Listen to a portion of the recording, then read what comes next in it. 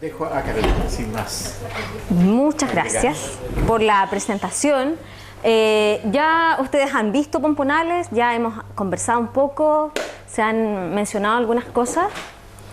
Y sobre todo lo que les quiero mostrar, dar una pincelada de qué son como ecosistema, cuáles son las funciones ecosistémicas y la importancia, porque las turberas en el contexto de Chiloé son muy relevantes ecológicamente, socialmente y económicamente. ¿Ya? Entonces quiero darles una pincelada de lo que nosotros hemos trabajado, más o menos de qué son como la hoja de ruta de lo que queremos seguir trabajando. Y lo primero es diferenciar dos conceptos que normalmente se confunden un poco, qué es turbera y qué es turba, ¿ya? Sobre todo ya si alguien por lo menos tiene una idea, ya no se va a confundir. Sobre todo es importante para el manejo tener muy claro cuando yo estoy hablando de un ecosistema, como las turberas, ¿ya? Que es un tipo de humedal, a cuando yo estoy hablando del material que hay depositado en este ecosistema, ¿ya? Entonces lo primero, las turberas, que es un ecosistema de humedal, pero que se produce y tiene características muy destacadas, muy distintivas, que son que acumula una gran cantidad de materia orgánica, pero bajo ciertas condiciones que también son muy particulares, como son la saturación permanente de agua, la baja disponibilidad de nitrógeno y de nutrientes, ¿ya? Esos son los puntos claves de oxígeno y nutrientes, ¿ya? Eso es lo que le da una característica muy particular para que se pueda almacenar una gran cantidad de materia orgánica. El otro concepto importante es la turba. La turba es el material orgánico que se almacena en este ecosistema, ¿ya? Tal como dice ahí. Bueno, no se ve muy, el puntero está un poco malo, pero bueno, ahí lo pueden ver. La turba está constituida fundamentalmente de agua y un porcentaje bastante menor, cerca del 10%, de restos de plantas, fundamentalmente briófitos, como el Musgo sphagnum, líquenes, herbáceas, sobre todo juncos, bueno, de ese tipo, ¿ya? Hay una gran cantidad de parámetros por los que se puede clasificar la turba, y la turba en sí también constituye un recurso económico, y en el hemisferio norte ha sido muy explotada este tipo de material, pero ya vamos a ir viendo. Esto parte también en los servicios ecosistémicos, entra en juego la turba. Y claro, el príncipe, bueno, ya les voy a adelantar un poco de por qué príncipe, qué les llama príncipe, pero el protagonista aquí, sobre todo en las turberas que tienen explotación económica, digámoslo así, o que tienen importancia económica, es el sphagnum, que es un musgo, que es un briófito, y que tiene características morfológicas también muy destacadas. ¿Por qué? Almacena una gran cantidad de agua. Se dice que almacena el 20%, 20 veces su peso seco en agua, ¿ya? ¿Pero por qué? Si aparentemente es una planta común y corriente, bueno, si uno la toma parece una esponja, pero tiene unas células enormes que son huecas, que tienen poros, y que es lo que fundamentalmente constituye el organismo. Las células que tienen una función fotosintética son estos pequeños gusanitos que se ven alrededor, los clorocistos, pero lo grande y son vacías, y ahí es donde se almacena el agua. Hay una gran diversidad dentro del género Sphagnum. Fundamentalmente esta gran diversidad se encuentra en el hemisferio norte. En el hemisferio sur hay bastantes pocas especies en comparación al hemisferio norte, pero nosotros sí hemos encontrado gradientes ecológicos como el que se muestra en este diagrama. Vemos que las distintas especies ocupan distintos nichos en un mismo complejo de turberas, ¿ya? Tiene como característica que soporta perfectamente la acidez, que lógicamente son plantas adaptadas para esto, pero además ellos mismos generan esa acidez que hay en las turberas, soportan muy bien la humedad, viven casi sumergidas muchas de las especies durante todo el año. Toleran y resisten bajas concentraciones de nutrientes, o sea, viven muy bien, se desarrollan muy bien, sin casi nitrógeno, con muy poco fósforo, viven de lo más. Tienen una alta resistencia a la pudrición Y bueno, eso ya lo mencioné, lo de los gradientes. Ay, pero no, ¿puedo volver atrás? Que Sí. me interesa saber, nunca he sabido cómo va creciendo, cómo se reproduce, como un poco el ciclo de vida de ese sphagnum y cómo se forma esa estructura, porque supongo que esa estructura que decía células vacías son células que se formaron alguna vez, fueron vivas y después se murieron. No, sí, claro, no es que se hayan muerto, sino que tienen esa característica de ser vacías. O sea, en realidad es muerta porque jamás ahí hubo organelos. Exacto, claro. No, es espacio que está con, claro, estructura, solo estructura. O sea, claro, ahí tienen celulosa que cubre, pero nunca estuvieron completas ahí con organelos ni nada, siempre estuvieron vacías. Perdón, y crece, claro, es apical. Esto va a crecer indefinidamente, considerando nosotros que esto no... Y lo que se va muriendo desde abajo, lo que va quedando más o menos hasta los 10 centímetros, cuando ya no alcanza a tener luz, eso ya va muriendo y va creciendo, se va elongando. ¿Ya? Y van creciendo más fascículos a este capítulo. Las cabecitas son las que van asomando. ¿Pero va efectivamente muriendo o pierde los clorodastos? No, muere. O sea, por ejemplo, si tú ves, hay hebras larguísimas que puedes sacar hasta, no sé, 40 centímetros, con mucho cuidado. Y ves que la parte inferior está muerta.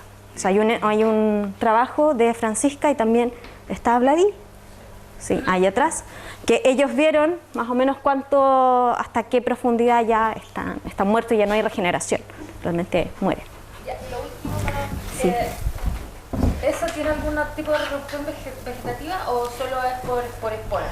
¿Y cada cuánto tiempo ocurre eso? O sea, una vez al año, y el crecimiento vegetativo, ¿cada cuánto tiempo también se da? ¿Va creciendo todos los años un poco o todos los meses? En el fondo, ¿cómo es? Tiene el crecimiento vegetativo fundamental es por fragmentos. Tú lo partes y lo puedes esparcir y crece. Las esporas, por lo general, es vegetativo la reproducción. Sí.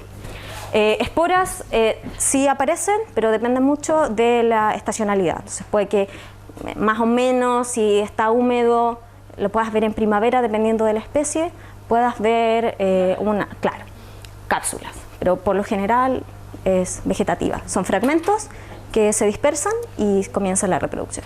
Y en llegar a un capítulo de ese porte, por ejemplo, Crece, ¿cuánto se demora como desde que semillita y empieza a crecer? ¿Cuánto crece al año? No sé. Claro, o sea, crecimiento en una planta madura entre 2 y 3 centímetros al año, crecimiento en altura. Pero claro, desde que es un protalo, desde que germina una espora, pasa sus 2 ciclos más o menos de estacionalidad en llegar a formarse algo rudimentario de un pie de planta. ¿Estos fascículos que se van muriendo se desprenden del caulidio o...? No, queda todo. ¿Quedan puestos pero Sí. muertos? ¿Y estos muertos entonces acumulan agua o no? Sí, de todas maneras. Claro, si es materia que está ahí, que actúa, es algo físico, que hay un agujero ahí, hay poros, si hay agua, comienza. En Chiloé, sí. ¿Cómo funciona lo de la cutícula? ¿Tienen cutícula o tienen pedazos de cutícula? Como concepto general, los briófitos no tienen cutícula, ¿ya? Porque son esta interfaz entre el agua y la tierra. Hay algunos, como siempre en la biología hay excepciones, hay algunos que sí tienen una cutícula rudimentaria, ¿ya? Pero son tirados más hacia las hepáticas y no hacia los musgos, ¿ya? Exactamente. Justamente. No, el esfagno en particular no tiene cutícula, no existe cutícula. ¿Los poros que tú hablas son como para pasar el agua entre células, entre estas células vacías? Claro, pero además es una capa de células, o sea, si tú pones un filidio y lo ves, vas a ver una capa de células que está así, pegadita una al lado de la otra.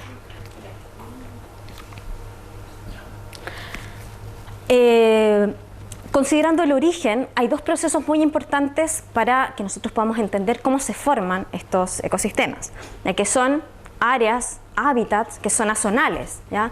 Nosotros, por ejemplo, en Chiloé tenemos como dos grandes formaciones que podemos identificar en consideración a la latitud, dos grandes biomas, ¿ya? Hablando del bosque valdiviano y el norpatagónico, ¿ya? Pero dependiendo de las características de los sitios, de la disponibilidad de agua, se van formando otros ecosistemas, ¿ya? Y aquí tenemos los dos rutas fundamentales, cómo se van formando estos ecosistemas, que es la terrestrización y la paludificación. En el primer caso, la terrestrización es que de un cuerpo de agua nosotros vamos a pasar a un sistema semiterrestre, ¿ya? ¿Qué va a pasar aquí? Se va a comenzar a colmatar de vegetación, de materia orgánica, un cuerpo de agua, y vamos a llegar a tener este sistema semiterrestre. Y en el caso de la paludificación, nosotros vamos a partir ya de un ecosistema terrestre que a medida que va acumulando materia orgánica y una gran disponibilidad de agua, vamos a llegar a este otro tipo de ecosistema, de turbera también, pero partimos desde otro proceso. La paludificación es la que ocurre cuando cortan el bosque y se inunda y ahí empieza a crecer justamente el esfagno. Exacto, justo ahora se los voy a mostrar ahí en diagramas.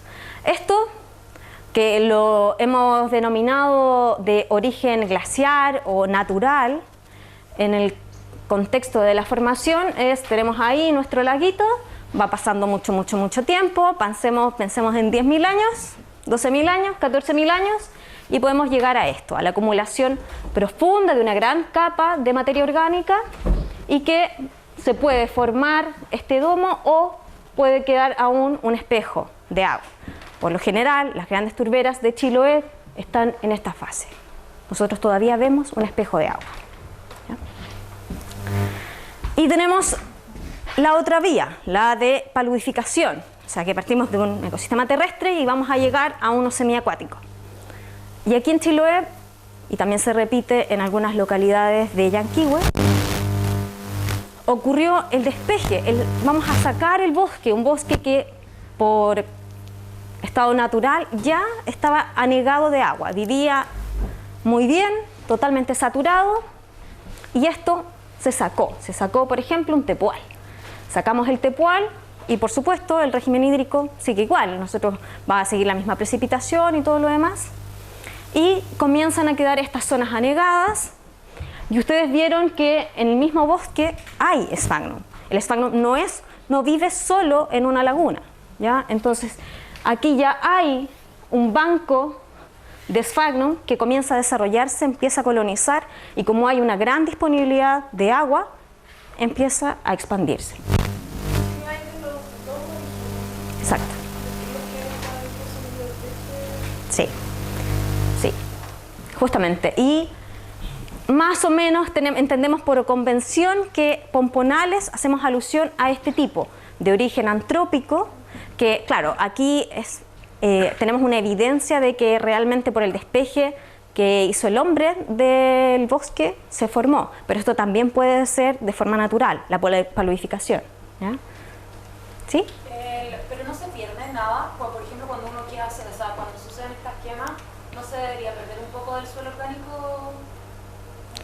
Claro, pero tienes que pensar que esto ha transcurrido más o menos en 200, 150, 200 años, ¿ya? Entonces, claro, esto obviamente que tiene toda una dinámica. Y por lo general, cuando despejaban, no despejaban grandes parches. O sea, nosotros los pomponales los vamos viendo que están como entre medio, hacen unos clareos de los bosques. No es una extensión grandísima. Bueno, yo sí he visto cerca del río Chepu que hay una lengua enorme que la quemaron, pero adrede.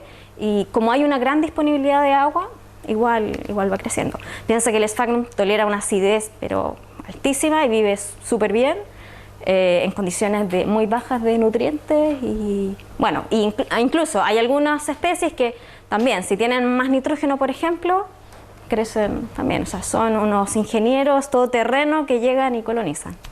Pero igual evita la colonización de otro tipo de especies, ¿no? Claro, es que depende de las condiciones ambientales. Si hay mucha agua, no hay otras especies. A lo más, el junco va a llegar ahí.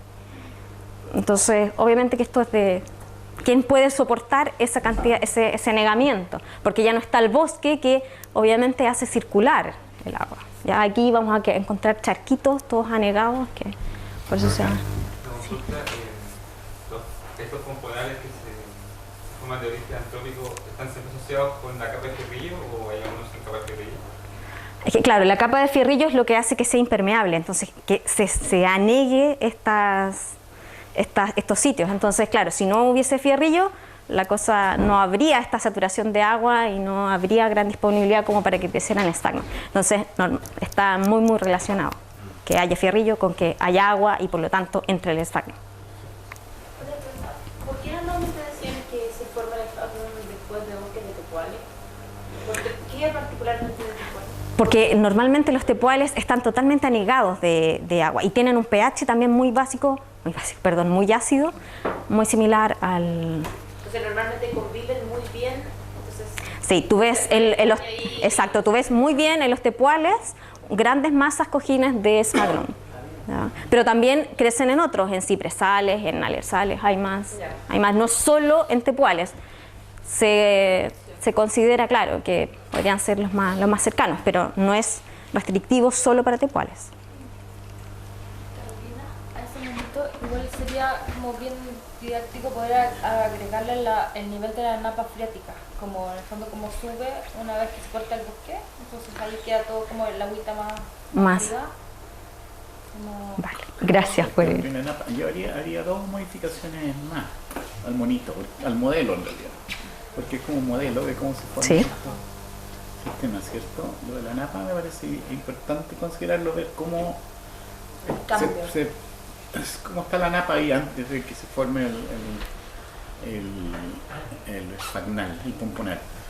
Y la otra cosa que yo vería es que yo creo que muchas de estas cosas ocurren aquí en zonas hondonadas, en zonas un poquito más bajas. Entonces como que hay una bajada del suelo. No sé si es en parte natural, pero también hay una gran parte que yo rescato algo que dijo por ahí alguien, que el suelo se quema y desaparece, como son incendios, muchas veces incendios.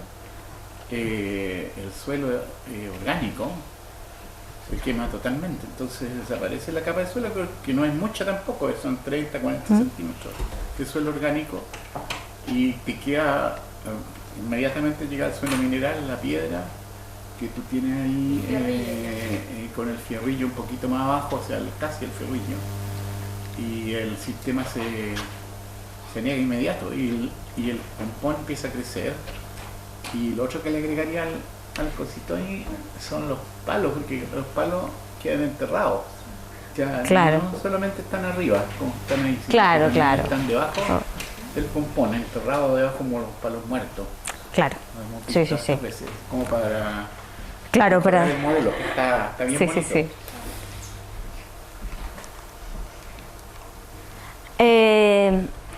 Y bueno, ahora vamos un poco de lleno como para poder entender esta relevancia a nivel ecosistémico. De aquí solo se los voy a enumerar y ya les voy a ir hablando uno a uno de cuáles son estos servicios y por qué esta relevancia de conservar estos ecosistemas. Bueno, lo primero, y que es muy general de los ecosistemas, es la biodiversidad, ¿cierto?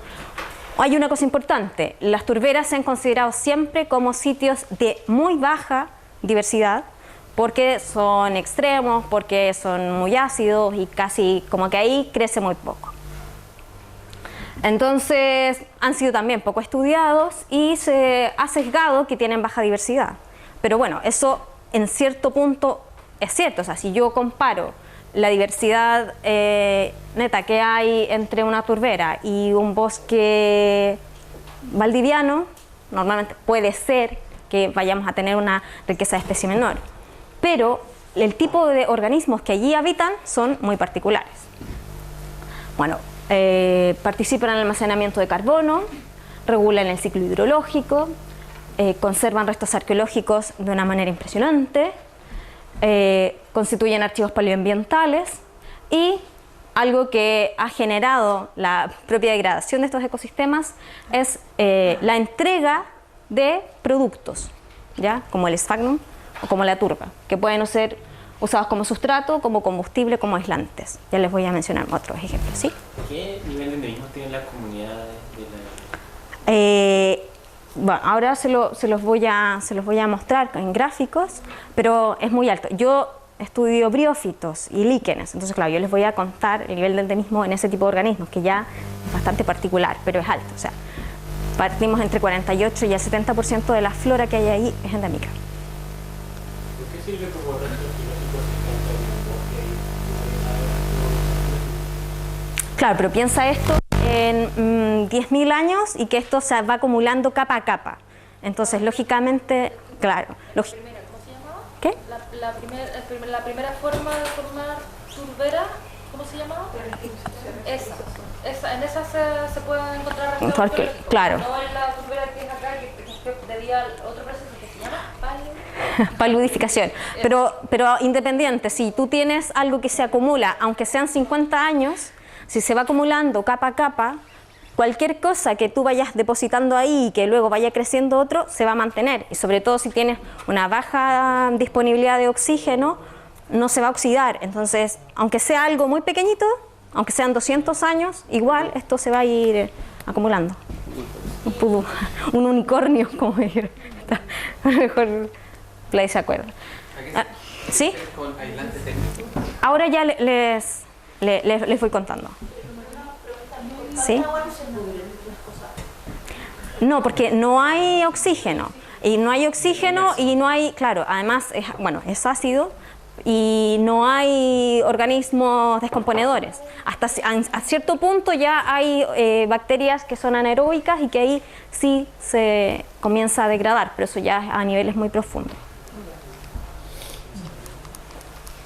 Chuta, están mal las pilas parece. Bueno, esto es solo como para que se hagan una idea de la diversidad. Algo que siempre les sorprende, sobre todo a los niños cuando les cuento, las plantas insectívoras, que claro, ellos jamás se imaginan que en Chiloé hay plantas insectívoras y quedan alucinados. Sobre todo cuando les he hecho talleres y llevo una caja grande con muestras, entonces llego, se las pongo ahí y les pregunto de qué porte creen que es una planta insectívora. Claro, lógicamente que piensan que es del porte de la caja. Claro. Pero bueno, hay una gran diversidad de plantas no vasculares, de briófitos, de líquenes, pero también hay algunas plantas vasculares que son interesantes y que son endémicas. Pero no solo plantas hay. Las plantas son la principal componente de la turba, pero también podemos encontrar animales que son endémicos, invertebrados, anfibios, aves. Que viven de los palos muertos. Exacto. El almacenamiento de carbono. Piensen en una turbera de origen glaciar que ha estado 10.000, 12.000 años funcionando, ¿ya? Y se ha ido acumulando todo este carbono que se ha ido fijando. Estas son más o menos estadísticas, datos a nivel global, como para que se hagan una idea. Cada uno de estos es un tipo de ecosistema. Lo que está acá es la extensión en el planeta. Y esto es la acumulación de carbono, ¿ya? Esto es densidad y esto es acumulación total, para que vayamos haciendo una comparación. Estos son humedales y estas son turberas. Bueno, aquí están solo consideradas las del hemisferio norte porque son las más extensas. Pero para que vean, o sea, en área es bastante menor en comparación a otro tipo de ecosistemas, pero si nosotros vamos al almacenamiento de carbono, o sea, es por lejos lo que más acumula a nivel global. ¿Ya? Se estima que hay 550 gigatoneladas de carbono almacenadas a nivel global en las turberas, ¿ya? Que es una cantidad sideral. Si nosotros la consideramos en comparación a la cantidad de carbono mineral que hay disponible en el planeta, es exactamente la misma cantidad. Y si lo comparamos con la masa boscosa, según las estadísticas a nivel global, el bosque sería 1/3 de lo que hay acumulado de carbono en las turberas. Todo esto a nivel global. El bosque considerando también todo el suelo, el carbono del suelo, o solo... Sí, también considerando el carbono del suelo, porque aquí está, lo que está hacia arriba es la masa arbórea, o sea, lo que está encima, y lo otro es lo en el suelo. Y tengo entendido que las turberas del norte son muy profundas, en el caso de las de allá al sur. claro, también son profundas. Por ejemplo, en Chiloé pueden llegar, que es lo que yo más conozco, pueden llegar a 10 metros de profundidad. Desafortunadamente no hay buenas dataciones de perfiles muy profundos, entonces realmente no sabemos. Solo si nosotros extrapolamos a lo que hay de historia de glaciares, con esas dataciones podemos decir que son 12.000... Claro, pero no hay... aquí que tienen como más de la edad del máximo glacial último, o sea, más de 18.000 años. Claro. 20.000 años. ¿Pero las de Chile Claro. son de origen glaciar? Hay algunas que son de origen glaciar y otras que no. Otras que son del tipo pomponal. Y en esos casos que alcanzan los 10 metros, ¿el fierrillo también está bajo los 10 metros? No, que en este caso ya no estamos hablando de esta capa de fierrillo que anega, sino que estamos hablando de un lago que se empezó a colmatar y se empezó... Exacto. ¿Ah? Una pregunta, ¿Sí? ¿esos 10 metros de qué son? De turba, de materia orgánica, imagínate sphagnum, ahí compactadito hacia abajo. Es como el... ¿Y todo lo demás es sphagnum muerto? Es sphagnum muerto, justamente. También puede tener otras plantas, pero lo fundamental Serían es 10 sphagnum. metros de... Materia orgánica. Pero claro, es que después en el fondo ya no vas a sacar una hebrita de sphagnum, sino que ya va a estar degradado. Vas a encontrar algunos fascículos así amorfos. Esos 10 metros. De ahí se murió, pero... Claro. Bueno, no al mismo, pero claro, fueron... Exacto, sí. Es en la superficie nomás, aparece abajo. Exacto. Carolina, Sí. ¿y por qué en la ese como, no sé si llamarlo no solo mineral, pero esa materia orgánica se considera como un mineral pues, según la ley? Por un error conceptual. Pero Porque... yo sé, pero que- nosotros bueno, es que eso lo iba a explicar un poquito más adelante. ya, entonces esperamos hasta allá. Exacto, sí.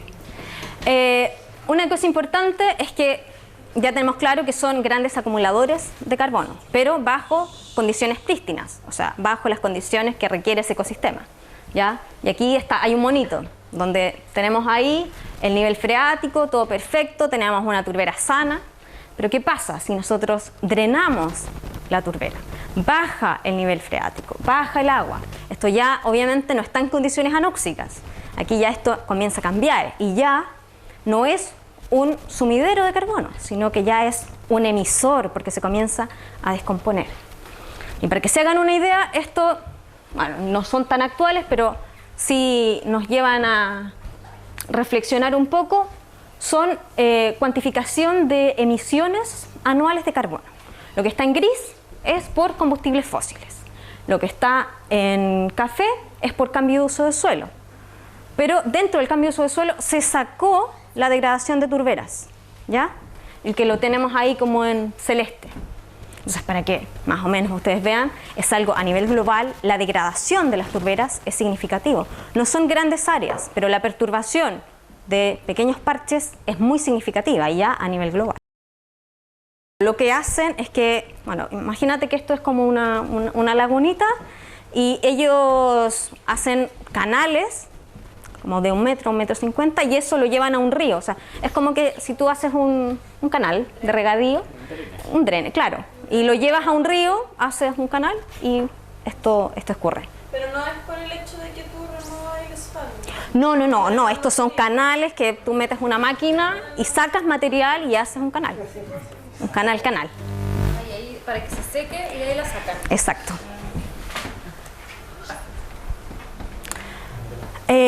Bueno, intervienen en el ciclo hidrológico.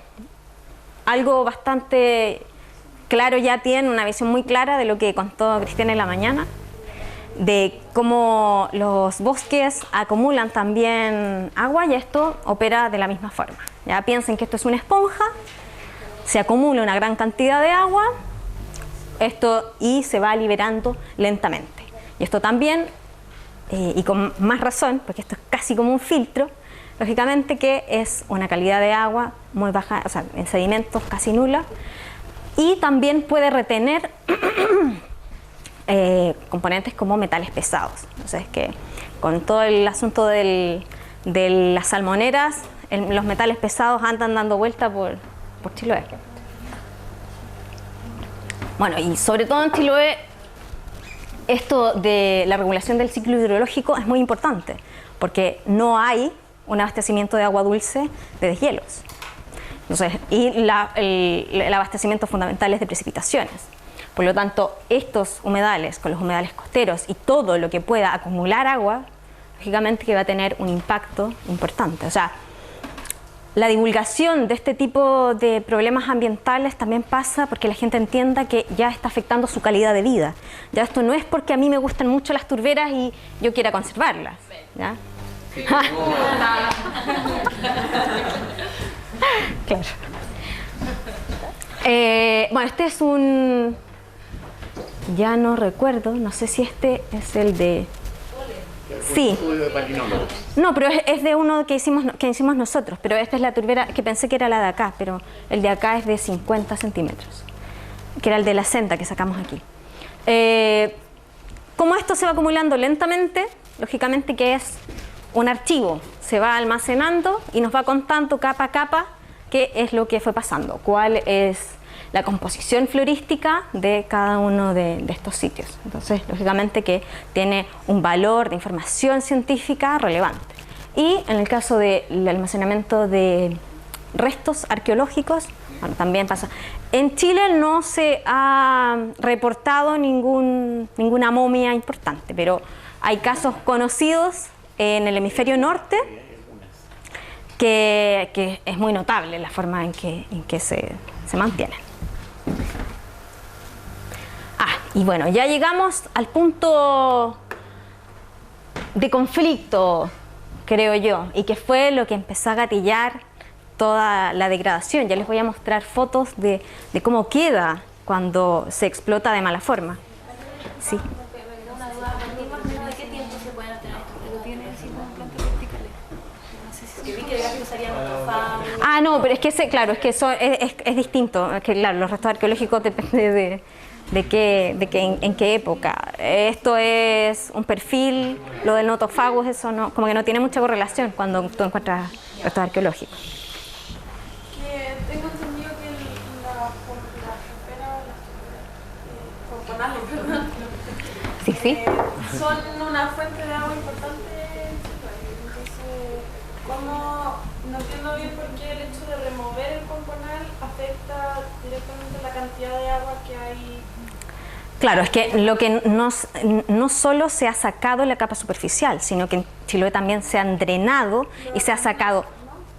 Claro, se han drenado las turberas y se ha sacado todo. Es como que yo tengo una fuente y yo con una máquina voy a vaciar todo. Si yo saco todo, si saco el pompón y saco la turba, no tengo nada. O sea, me quedo con un agujero. Era más, en realidad no entiendo bien cómo, si es que hay una capa impermeable, cómo puede ser que este pompón, claro, el pompón retiene agua, pero cómo ese pompón puede drenarla, por ejemplo, a la napa. No sé si es que el pompón mismo aporta con agua a las napas. La almacena. Claro, no, o sea, el pompón no genera agua, sino que... No, almacena, Sí. Almacena agua, pero ¿hay alguna manera de que ese pompón drene agua hacia la napa o mantiene el agua solamente superficial?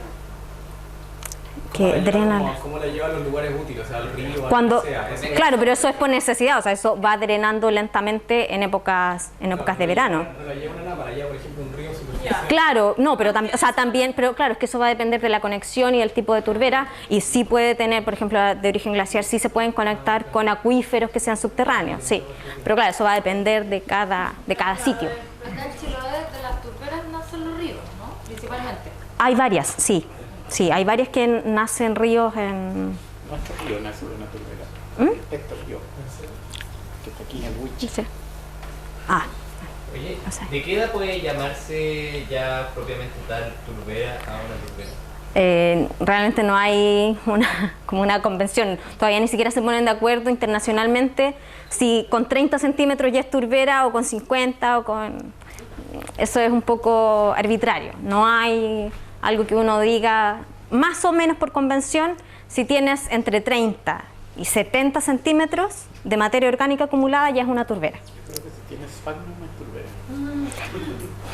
Claro, pero hay bosque que también tiene turbera y que son 10 centímetros, que es solo sphagnum verde. Claro. Entonces eso no hay algo así como tajante. Bueno. Claro, pero tienes que medirlo, tienes que medirlo en la depresión, no en los cojines, claro. Pero en el fondo serían, 30 centímetros, 70 No, de materia orgánica, no de turba, porque claro, más o menos la turba rubia comienza en el límite donde ya está el nivel freático Va más bajo. lo que decía, que como que estos en el pomponal, por ejemplo, acá son como un popón y hay barro a los lados. Como popón, barro. Entonces, o a veces como un poquito de spandex, pero no es una capa pequeña. Claro, es que tienes que pensar que se formó en algo irregular, pero más o menos tú tienes que hacer un sondaje de varios puntos y hacer una batimetría, saber más o menos cuánto hay en profundidad media y ahí más o menos tú podrías sacar. Porque claro, tú puedes encontrarte en 10 centímetros, pero puede ser lodo y tú más abajo puedes encontrar también... Claro, pero mucho lodo también puede ser por la propia sedimentación del polvillo. Es el origen. Sí, no es por profundidad, sino que más o menos, sí, uno sé. Sí, pero normalmente, claro, nosotros entendemos eso, pero si tú vas al campo y tú le preguntas a la persona, ¿conoce alguna turbera? No te va a decir que es una turbera. Todo es pomponal porque vive pompón. Claro, no, ya, pero en nosotros sí. el pomponal es Exacto. Sí. Bueno, aquí les quiero contar, son dos anécdotas que realmente son significativas como para dimensionar la importancia económica que puede tener el pompón. De Chiloé, fundamentalmente, lo que se comenzó a explotar fue la capa superficial, el musgo vivo. Se recolectaba a mano, se secaba y se comercializaba, ¿ya? Y esto comenzó a ser un buen negocio. Y comenzó cada vez a crecer. Bueno, ya les voy a ir contando más o menos cómo va quedando. Pero este servicio ecosistémico de provisión fue uno de los que le empezó a jugar en contra a las propias turberas. Por ejemplo, aquí ven más o menos cómo se vende en Francia el Sphagnum de Chiloé, que por supuesto, como es de la Patagonia, suena muy chic, entonces a los europeos les encanta cuando es de Chiloé o es de la Patagonia, les fascina, ¿ya?